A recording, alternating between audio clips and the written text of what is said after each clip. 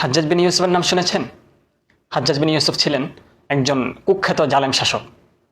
তার জুলুমের বর্ণনা দেওয়ার জন্য শুধু এতটুকুই যথেষ্ট মনে করি যে সে কয়েকজন সাহাবীকে হত্যা করেছিল। আব্দুল্লাহ ইবনে জুবাইর রাদিয়াল্লাহু তাআলা আনহুকে হত্যা করার জন্য সে আল্লাহ তাআলার ঘর বাইতুল্লাহতে পর্যন্ত আক্রমণ করেছিল। তো সেই হাজ্জাজ বিন ইউসুফের আমলে তার কাছে সংবাদ গেল যে হিন্দুস্তানের সিন্ধু অঞ্চলে একজন মুসলিম নারীর সম্ভ্রম নষ্ট করা হয়েছে, তাকে ধর্ষণ করা হয়েছে। হাজ্জাজ বিন ইউসুফ তার সেনাবাহিনী মুহাম্মদ বিন কাসিমের নেতৃত্বে পাঠিয়ে দিলেন। সেই ইতিহাস লম্বা, বিরাট এক যুদ্ধ হলো, হিন্দুস্তানের বিরাট একটা অংশ বিজয়ী করলেন মুহাম্মদ বিন কাসিম। আব্বাসী খলিফা মুতাসিম বিল্লাহ, খলিফা মুতাসিম বিল্লাহর আমলে বাইজেন্টাইন সাম্রাজ্যে একজন নারীকে ধর্ষণ করা হলো। সেই নারী ধর্ষিত হওয়ার পর ওয়া মুতাসিমা বলে চিৎকার করেছিল, অর্থাৎ হে মুতাসিম, কোথায় তুমি আমাকে সাহায্য করো, এটা চিৎকার করেছিল। কিন্তু সেই বাইজেন্টাইন সাম্রাজ্য থেকে মুসলিম সালতানাত বা ইসলামী খেলাফত আব্বাসী খলিফার কানে তো এই সংবাদ পৌঁছায় নাই।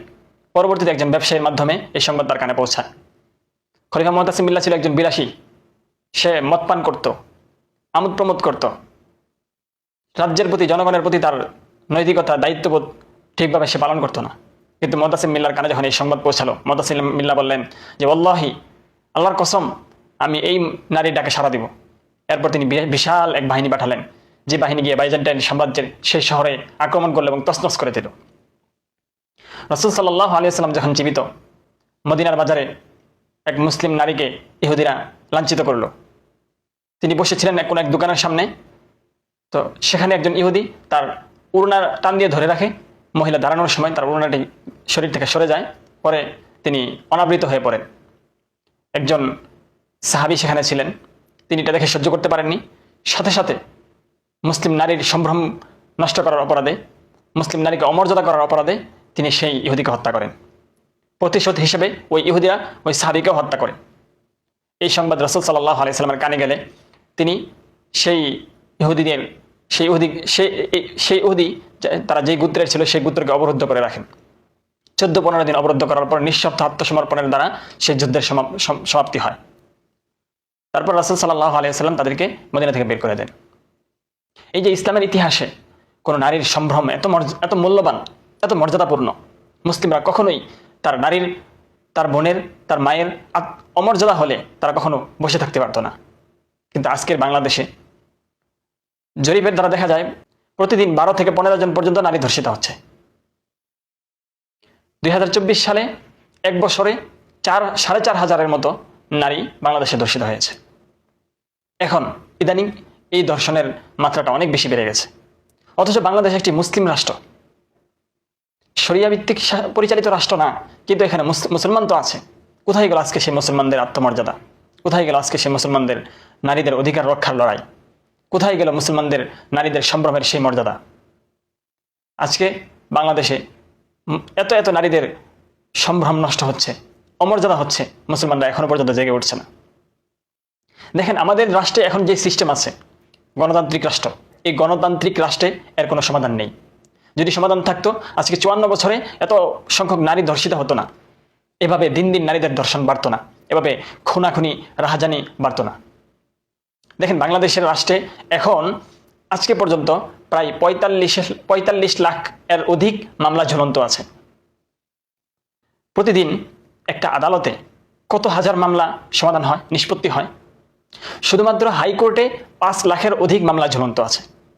আমরা ওই সমস্ত মামলার শুধু রায় শুনি যে সমস্ত মামলাগুলা খুব বেশি জনপ্রিয়তা লাভ করে, যেগুলা খুব বেশি ভাইরাল হয়, ওই সমস্ত মামলাগুলোর সাথে সমাধান হয়। অথবা যে মামলাগুলো পলিটিক্যাল, যে মামলাগুলোতে টাকার খেলা আছে, কিন্তু গরিব নিরীহ সাধারণ মানুষ তাদের মামলার বিচার পাচ্ছে না। কেন? কারণ বাংলাদেশে যে রাষ্ট্র প্রতিষ্ঠিত আছে সেটা গণতান্ত্রিক রাষ্ট্র। গণতান্ত্রিক রাষ্ট্র কখনোই মানুষকে সুরক্ষা দিতে পারে না। মানুষকে সুরক্ষা দিতে পারে একমাত্র শরিয়া রাষ্ট্র। একটা রাষ্ট্রে দণ্ডবিধি কেন কার্যকর করা হয়? একটা রাষ্ট্রে দণ্ডবিধি কার্যকর করা হয় যেন জনগণকে ভয় দেখানো যায়, জনগণ যেন এই দণ্ডবিধি দেখার কারণে, এই দণ্ডবিধি কার্যকরের কারণে অপরাধে জড়িয়ে না পড়ে। ইসলামী শরিয়া এভাবে প্রত্যেকটা দণ্ডবিধি এমনভাবে আরোপ করেছে যে এই দণ্ডবিধিগুলো যদি শরিয়া রাষ্ট্রে কার্যকর হয় তাহলে অপরাধ থাকবে না। যেমন ধরেন, ধর্ষণের শাস্তি কি? শরিয়া রাষ্ট্রে ধর্ষণের শাস্তি হলো তাকে পাথর নিক্ষেপ করে হত্যা করা হবে। তো এইভাবে যখন জনসম্মুখে কোনো মানুষকে শাস্তি দিয়ে হত্যা করা হবে, একটা শাস্তি দেখে আরো কোটি কোটি মানুষ, লক্ষ লক্ষ মানুষ সতর্ক হয়ে যাবে। এই সমাধান একমাত্র শরিয়া রাষ্ট্রে আছে। আজকে আমরা যদি মনে করি এই গণতান্ত্রিক রাষ্ট্র থাকবে এবং আমরা সুরক্ষা পাবো, আমাদের মায়েরা তাদের সম্ভ্রম রক্ষা করতে পারবে, আমাদের মায়েদের ইজ্জত রক্ষা হবে, এটা কখনোই সম্ভব নয়, কখনোই সম্ভব নয়। খোলাফায়ে রাশেদার সেই যুগ, উমর ইবনে আব্দুল আজিজের সেই যুগ, তাদের সেই ইতিহাস, সোনালী ইতিহাসগুলো খুঁজে দেখেন কেমন ছিল তাদের সেই সোনালী শাসন, কেমন ছিল তখন নারীদের মর্যাদা। তাই আমাদেরকে আওয়াজ তুলতে হবে, এখন থেকে সতর্ক হতে হবে, আমাদেরকে জেগে উঠতে হবে। এখনই আমাদেরকে শরিয়া রাষ্ট্রের আওয়াজ তুলতে হবে, মানুষকে বুঝাতে হবে যে আমাদের সুরক্ষার জন্য, আমাদের নিরাপত্তার জন্য, আমাদের মায়েদের ইজ্জত রক্ষার জন্য, সম্মান রক্ষার জন্য আমাদের প্রয়োজন শরিয়া রাষ্ট্র।